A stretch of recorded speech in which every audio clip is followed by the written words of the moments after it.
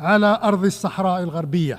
المملكة المغربية وجبهة البوليزاريو يضمن للشعب الصحراوي ممارسة حقه غير القابل للتصرف أو التقادم في تقرير مصيره. ولمن يراهن على تكريس الأمر الواقع الاستعماري بربح الوقت وتزييف المعطيات الدامغة وتكثيف المناورات اليائسة. خوتي السلام عليكم. غادي تسمعوا واحد الخطاب عجيب ديال وزير خارجية الجزائر اللي كيهاجم المغرب في الكلمة ديالو اللي ألقاها أمام الجمعية العامة للأمم المتحدة. وكالعادة شي هضرة خاوية، هضرة عجيبة، يعني كتخرج غير من عند الهبال، من عند الحماق. هاد الناس هادو ديال النظام الجزائري اللي كل مرة كيخرجوا لنا بترهات وبتخربيقات وخزعبلات. أنا قال لك سيدي المغرب غادي نمشيو في الخطه ديال المغرب نقسموا على جوج، المغرب والصحراء. الصحراء ديال المغرب باغيين يقسموا قال لك اسيدي البلاد على جوج. هانتوما غادي تستمعوا للكلمه ديال هاد الحمق، هاد البوهالي، هاد اللي كيمثل النظام الجزائري. غادي تصنتوا ونتلاقاو في اخر الفيديو في تعليق بسيط، وشاركونا التعليقات ديالكم مجاوبا على هاد السيد اللي شي شويه بان لي فارط له الصراحه شويه.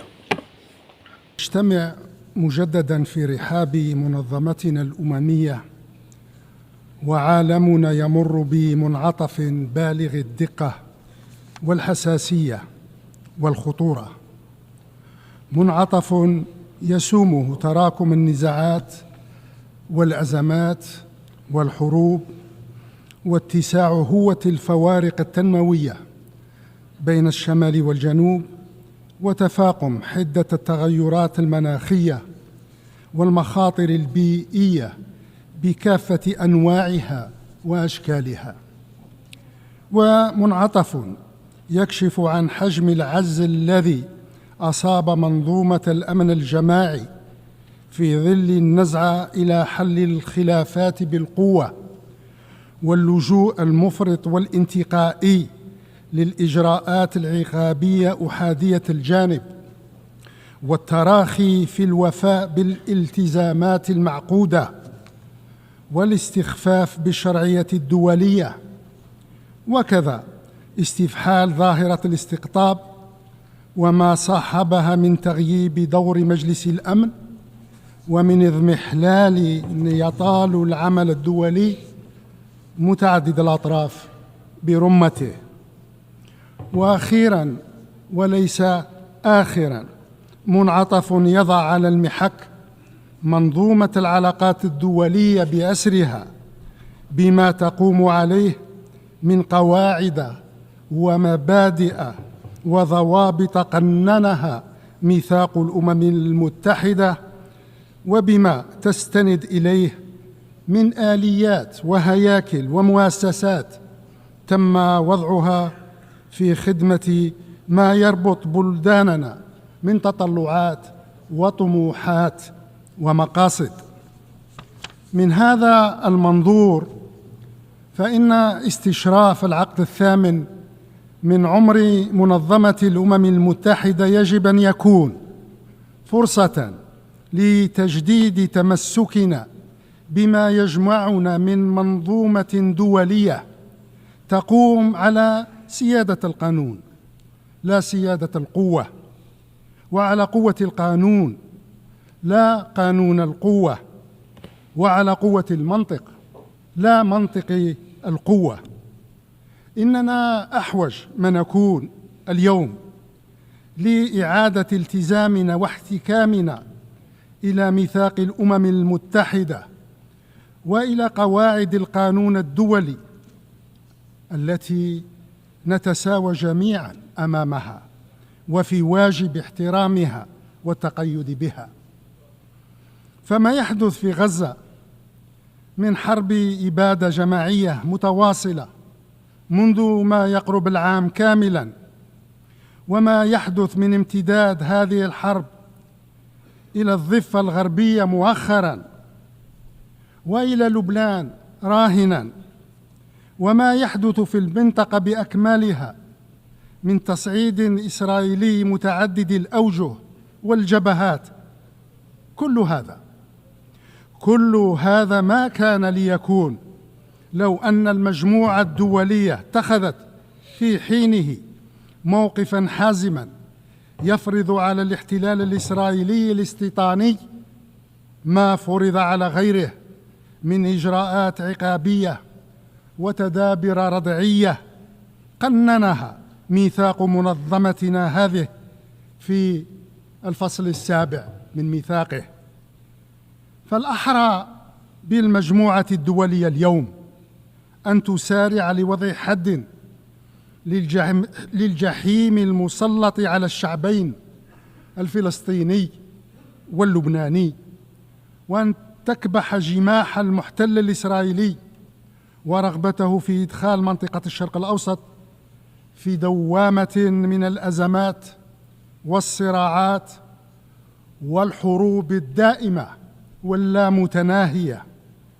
كما يجدر بالمجموعة الدولية أن تدرك أنها أمام مرحلة فارقة ومفصلية من تاريخ القضية الفلسطينية، مرحلة لا تقبل العودة لما قبلها، مرحلة لا تقبل التردد أو التقاعس في دعم المشروع الوطني الفلسطيني، ومرحلة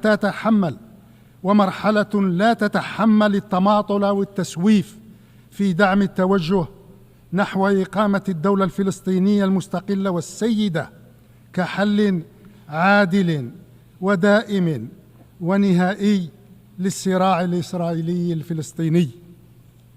من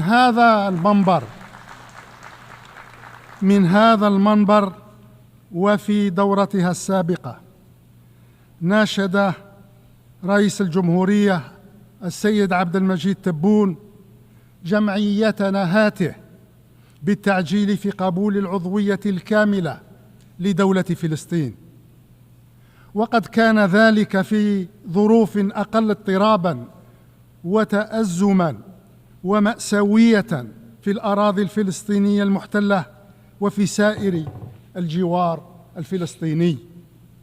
أما اليوم والقضية الفلسطينية تمر بأحلك مراحلها التاريخية على الإطلاق، فقد أصبح هذا التوجه يفرض نفسه بكل حتمية وبكل إلحاح وبكل استعجال.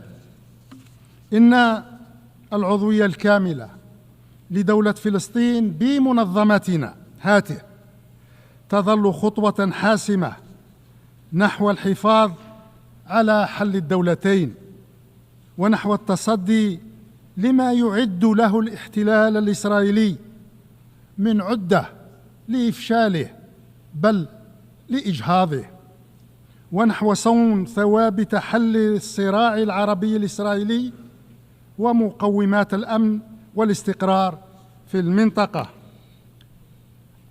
أما فيما يتعلق بتطورات الأوضاع في جوارنا الإقليمي، فإن قناعة الجزائر تبقى راسخة من أن مقارعة التحديات المتشعبة التي تواجهها دول وشعوب المنطقة تتطلب دعماً دولياً والتفافاً عالمياً لرفع مختلف الرهانات التي ترمي بثقلها في عموم فضاء انتمائنا الإفريقي. وفي ذات الفضاء تتطلع بلادي إلى تصفية الاستعمار تصفية نهائية، وذلك عبر طي آخر صفحة من صفحاته التي لا تزال وللأسف ماثلة أمامنا على أرض الصحراء الغربية.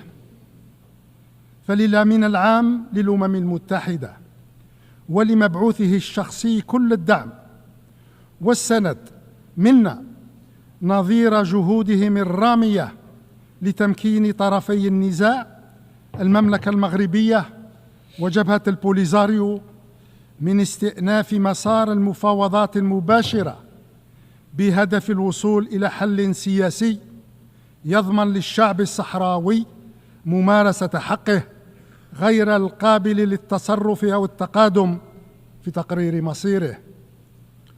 ولمن يراهن على تكريس الأمر الواقع الاستعماري بربح الوقت وتزييف المعطيات الدامغة وتكثيف المناورات اليائسة لصرف الأنظار عما هو ثابت وجلي، فإننا نؤكد أن ظاهرة الاستعمار مآلها الزوال طال الزمن أم قصر، وبأن الحقوق الشرعية والمشروعة للشعب الصحراوي ستجد طريقها للنفاذ عاجلاً أم آجلاً. أما فيما يخص الجارة ليبيا، فإن الجزائر تؤكد على حتمية الإسراع في معالجة آفة التدخلات الخارجية التي تنهك مقدرات هذا البلد الشقيق وتغذي الانشقاقات والصراعات بين أبنائه. إذ ذاك فقط يمكن للأشقاء الليبيين أن يجتمعوا حول أرضية توافقية تسهل تحقيق أهداف المصالحة الوطنية وتيسر التوجه نحو تنظيم انتخابات حرة ونزيهة وشفافة، وكل هذا في خدمة أسمى مقصد نرجوه ونترجاه من صميم وجداننا، وهو توحيد ليبيا شعباً وأرضاً وحكومة ومؤسسات. وعلى الصعيد القاري تواصل الجزائر جهودها ومساعيها الرامية لتقديم مساهمة نوعية في العمل الإفريقي الجامع، وذلك على ضوء الأولويات التي حددتها الأجندة القارية بشكل حاسم وقاطع. فإفريقيا تتطلع أولاً إلى تفعيل حلول إفريقية المنشأ والتطوير والتنفيذ لإخماد فتائل الصراعات وحل مختلف الأزمات والنزاعات التي تكابدها دول وشعوب القارة. وإفريقيا تتطلع ثانياً إلى كسب رهانات التنمية الاقتصادية والالتحاق بركب الثورات المشهودة راهناً في مجالات الذكاء الاصطناعي والرقمنة والطاقات المتجددة. وإفريقيا تتطلع ثالثاً إلى الدفع بأولويات الاستراتيجية التي تصب في صميم إصلاح المؤسسات المالية والنقدية والمصرفية الدولية لتحسين التمثيل الإفريقي فيها، والمعالجة الهيكلية للمديونية العالمية، وكذا التمويل الدولي الكافي واللائق بمقتضيات التنمية على المستوى القاري. وإفريقيا تتطلع رابعاً وأخيراً إلى تصحيح الظلم التاريخي المفروض عليها في مجلس الأمن وتمكينها من شغل مكانتها الحقة بهذه الهيئة الأممية المركزية، امتداداً لانضمامها مؤخراً كعضو دائم في مجموعة العشرين. وبذات القدر من الالتزام الذي يحذوها على الصعيد القاري، تواصل الجزائر مساعيها وجهودها الرامية لإقامة شراكة متوازنة ونافعة وهادفة في منطقة الساحل الصحراوي التي تعيش أوضاعاً هشة من جراء ما تعانيه دول هذا الفضاء من تفاقم الاضطرابات السياسية، ومن تعاظم الأخطار الإرهابية، ومن استشراء حدة الفقر وغياب آفاق التنمية المستدامة، فضلاً عن استفحال ظاهرة التغيرات المناخية. وأمام هذه الأوضاع فإن الجزائر تجدد تضامنها المطلق مع كافة دول وشعوب منطقة الساحل الصحراوي، مؤكدة على قناعتها الراسخة أن أمنها واستقرارها ورفاهها جزء لا يتجزأ من أمن واستقرار ورفاه جوارها وفضاء انتمائها الإفريقي.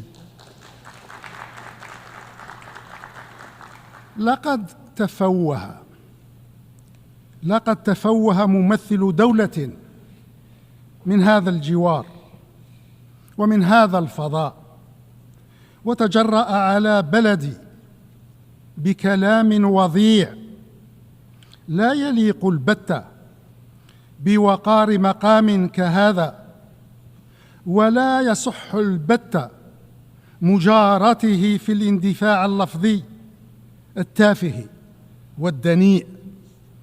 إن مثل هذه اللغة المنحطة قليلة الأدب لن يرد عليها بلدي إلا بلغة مؤدبة راقية، وهي اللغة التي تعكس بصدق وفاءه وإخلاصه لما يجمعه بدول وشعوب المنطقة من روابط متجذرة لا تتأثر ولا تهتز بالعوامل الظرفية العابرة في سوءها وعلى رداءة من يقفون وراء إذكائها.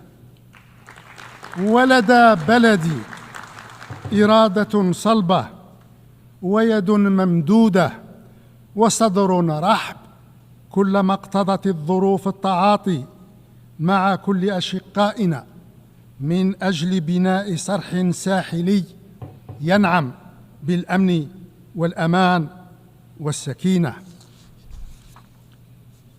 إن الجزائر اليوم تخطو خطوات ثابتة ورصينة على النهج القويم الذي أرساه رئيس الجمهورية السيد عبد المجيد تبون لتقوية الاستقرار السياسي والمؤسسات للبلاد، ولبناء اقتصاد وطني قوي ومتنوع ينهي التبعية لقطاع المحروقات، ولتعزيز الطابع الاجتماعي للدولة الجزائرية كمبدأ ثابت وكإرث راسخ من إرث ثورتنا التحريرية المجيدة.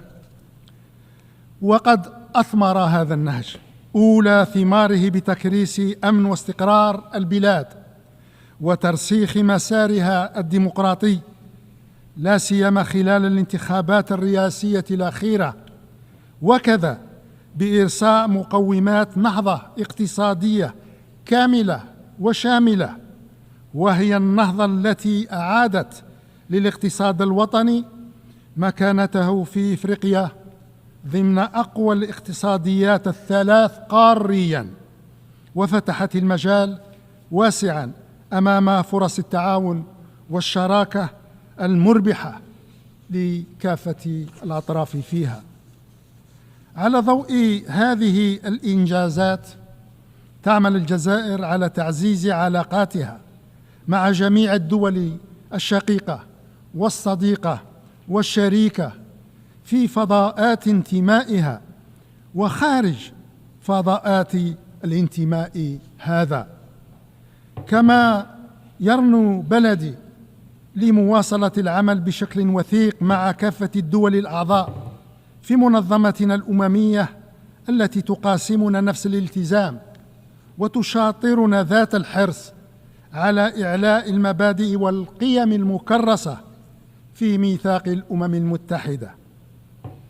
فبالرغم من أن الوضع الذي يمر به عالمنا اليوم له من الصعوبة والخطورة ما يثبط أقوى الإرادات ويثني أعتى العزائم وأشدها، إلا أن ثقتنا كبيرة من أن الأمل يبقى قائما، ومن أن الطموح يظل متاحا، فمن صلب الأزمات تولد الفرص، ومن رحم المعاناة تشحذ الهمم، ومن قلب الشدائد يشرق الأمل. في غد نرجو من أعماق قلوبنا أن يكون أفضل للأجيال الحالية وللأجيال الآتية. وشكرا سيادة الرئيس.